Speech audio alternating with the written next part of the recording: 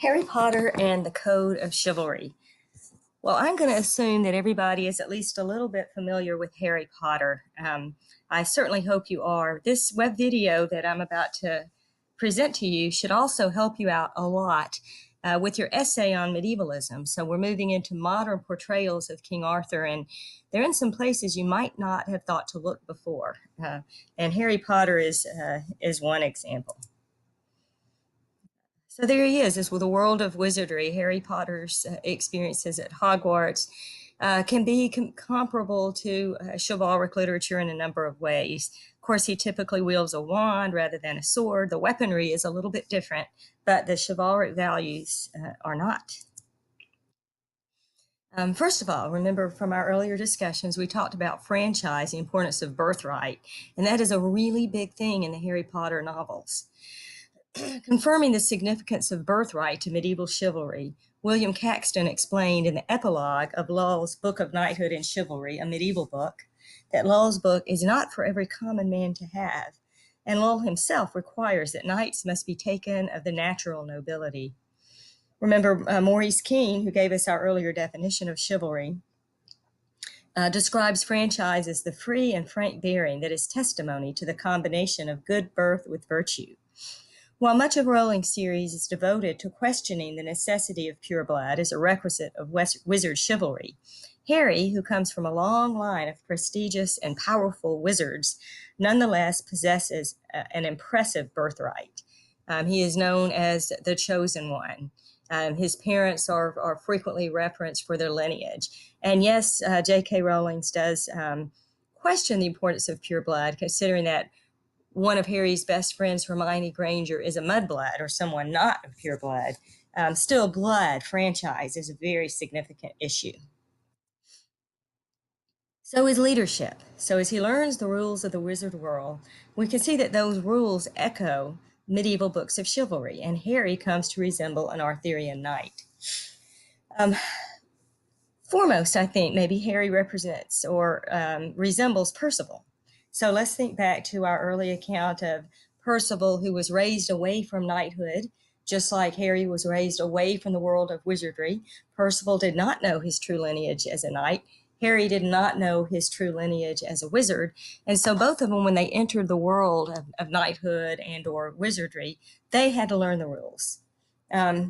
Arthur did too. And so I'll show you in a minute how Harry is also sort of like Arthur, but Arthur also was fostered and did not know its true heritage. The cat, once again, is in the room. Both Percival and Arthur must grow into their roles as successful knight or leader. In the opening lines of Chrétien's Percival, you might remember, he was untrained, ignorant of the rules of chivalry. He made a series of blunders when he first aspired to become a knight. He possessed franchise. His father was an excellent knight, and he has natural talent. But Percival has to learn the rules of etiquette. Remember, he makes a series of mistakes. Harry makes some mistakes early on, too. So these similarities are particularly strong in the beginning books of Rowling's series, when Harry, who Rowling claims is brave but stupid, is still ignorant of the wizard rules. Like Percival, who shows a potential for prowess with natural skill at handling a javelin, Harry, although he isn't very experienced, grasped a broomstick for the first time, and somehow he knew what to do. Both Professor McGonagall and Gryffindor Quidditch team captain Oliver Wood call Harry a natural. So obviously Harry comes about some of his skills naturally. Yet, like the typical knight of romance, he has to learn to control his gifts. He has to learn the rules. He has to have a chivalric education.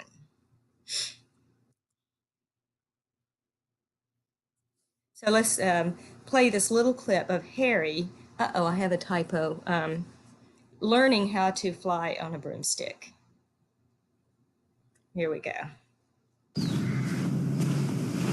Welcome to your first flying lesson. Well, what are you waiting for? Everyone step up to the left side of their broomstick. Come on now, hurry up. Stick your right hand over the broom and say up.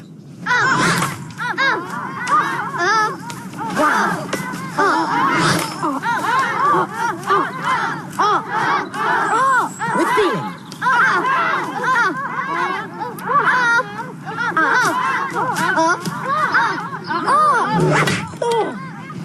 Shut up, Harry. Now, once you've got hold of your broom, I want you to mount it. And grip it tight. You don't want to be sliding off the end.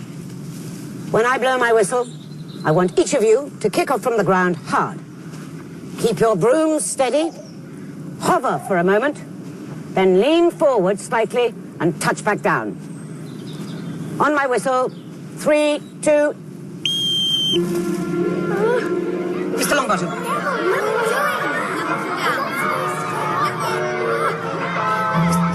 Mr. Longbottom!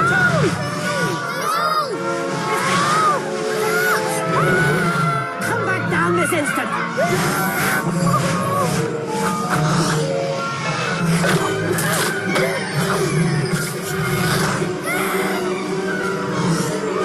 Mr. Longbottom!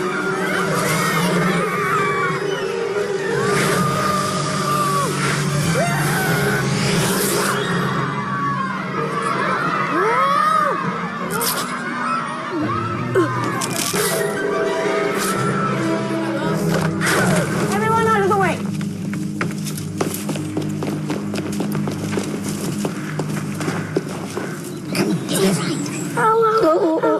Oh dear, it's a broken wrist. Oh, boy, come on now, up you go. Everyone's to keep their feet firmly on the ground while I take Mr. Longbottom to the hospital wing. Understand? If I see a single broom in the air, the one riding it will find themselves out of Hogwarts before they can say Quidditch. Did you see his face? Maybe if the fat lump had given this a squeeze, he'd remember to fall on his fat ass. Give it here, Malfoy. No. I think I'll leave it somewhere for Longbottom to find. How about on the roof? What's the matter, Potter? Bit beyond your reach? Harry, no way. You heard what Madam Hoop said. Besides, you don't even know how to fly. What an idiot. Give it here, Malfoy, or I'll knock you off your broom. Is that so? Have it your way, then.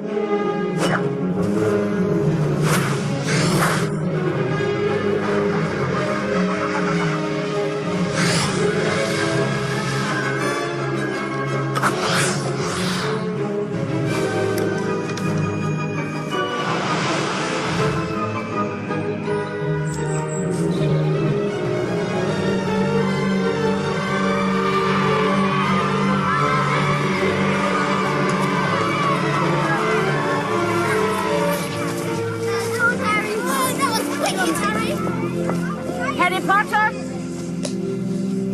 follow me. All right, let's stop a minute. Let me fix that T. It's bothering me. So clearly not everybody is a natural, but Harry Potter obviously is. Okay, so let's pick back up with Harry as a natural. In that way, he's like Percival, but as I said, Harry could also be compared to Arthur, especially as the series progresses and Arthur and Harry develops more leadership skills. In the final book of the series, the Ghost of Dumbledore acknowledges Harry's abilities as a leader, a role which, like Arthur, Harry finds himself unexpectedly filling. This is what Dumbledore says. It's a curious thing, Harry, but perhaps those who are best suited to power are those who never sought it.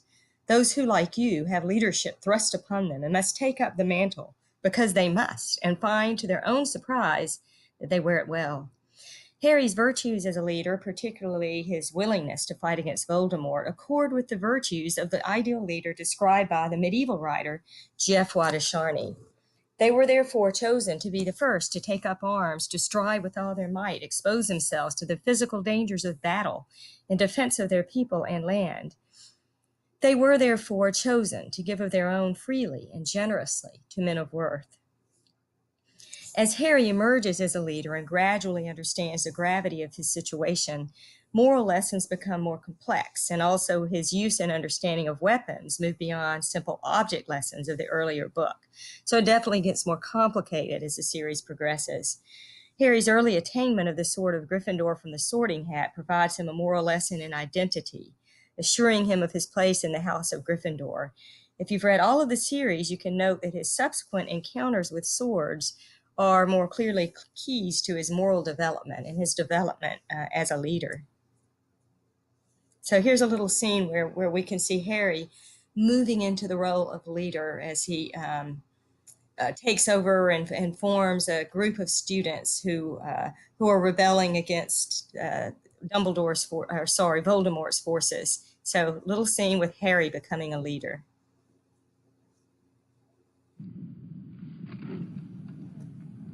Oops.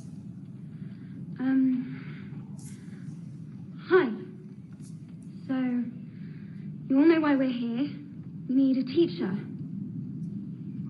Proper teacher. One who's had real experience defending themselves against the dark arts. Why? Why? Because you know who's back, you tosspot. So he says. So Dumbledore says. So Dumbledore says because he says. The point is, where's the proof? Potter could tell us more about how Diggory got killed. I'm not going to talk about Cedric, so if that's why you're here, you might as well clear out now. Come on, let's go. They're just here because they think I'm some sort of freak. Wait, is it true you can produce Patronus chime? Yes. I've seen it. Blimey, Harry. I didn't know you could do that. And he killed a basilisk. With the sword in Dumbledore's office. It's true. Third year, he fought with about 100 Dementors at once.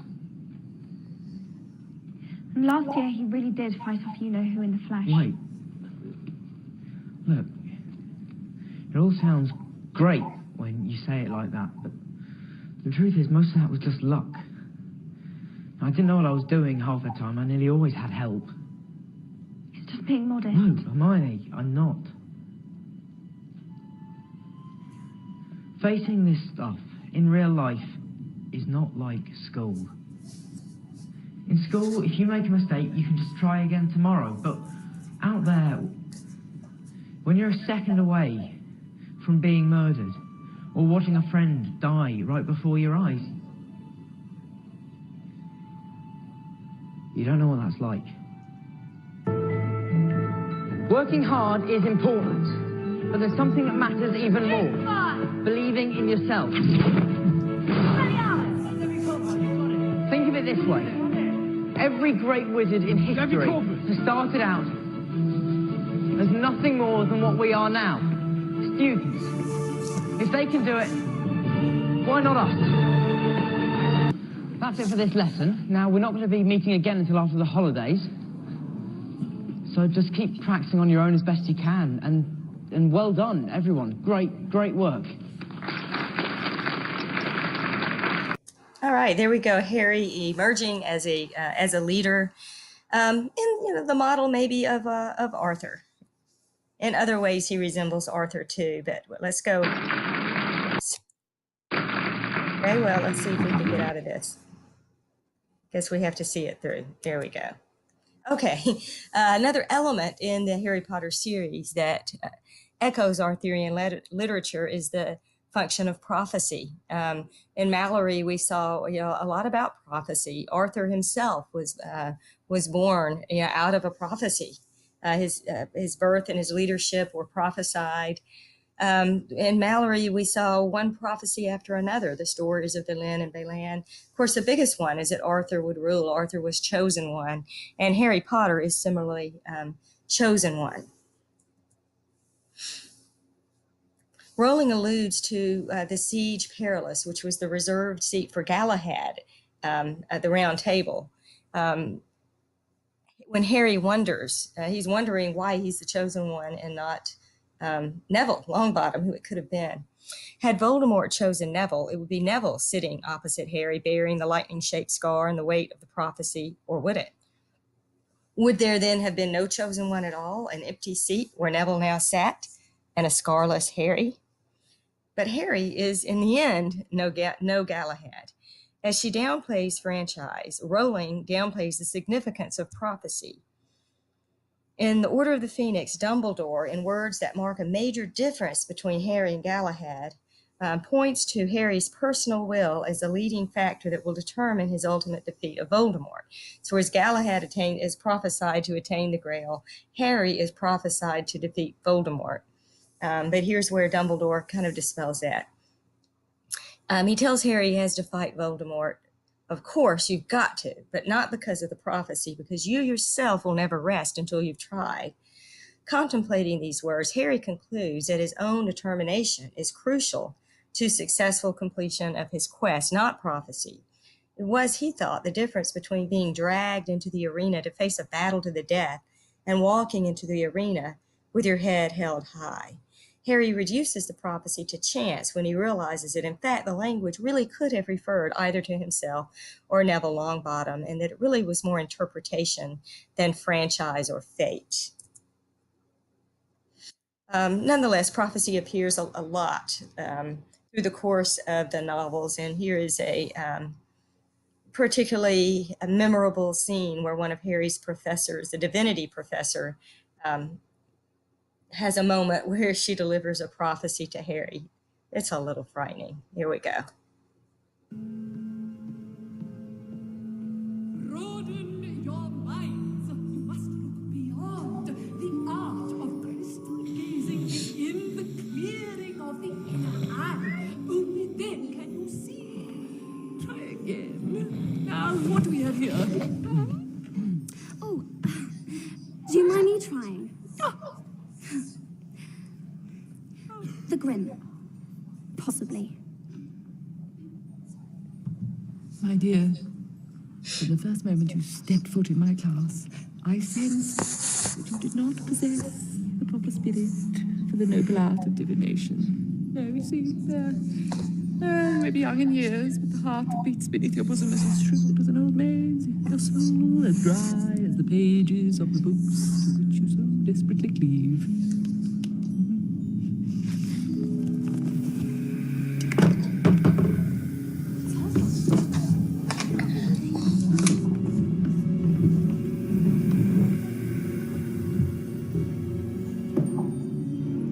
Have I said something?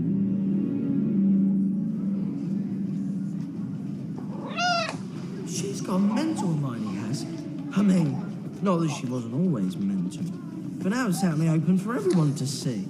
Hang on. We better take this back. I'm not going back. Fine. See you later. See you.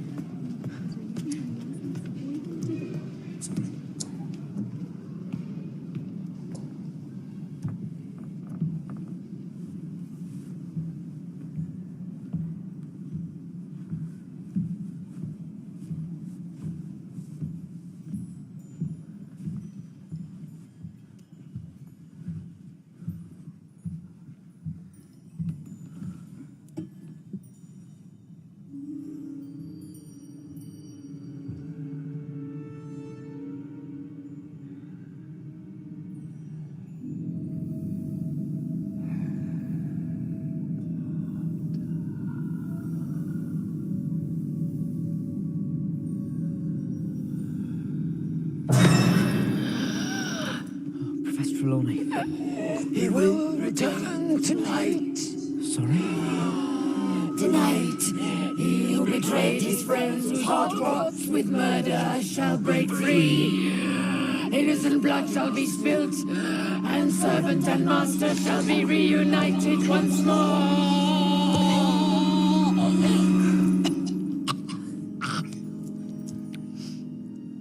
Oh, I'm so sorry, dear boy. Did you say something?